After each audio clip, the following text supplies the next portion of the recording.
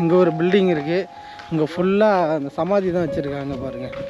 சமாதியா? ஆமாம். இந்த அந்த காலத்தில் ராஜாலாம் இறந்துருப்பாங்கல்ல, அவங்களெலாம் புதைச்ச இடம் அது. இதுவா? இங்கே ஒரு இது இருக்குது. எனக்கு இது இதெல்லாம் மண்டபமாக இருந்திருக்கும் போலச்சு.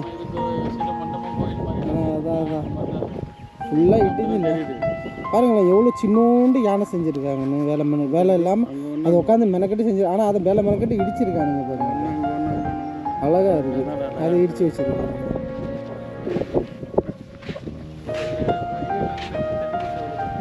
அதை போய் உடச்சி வச்சுருக்காங்க.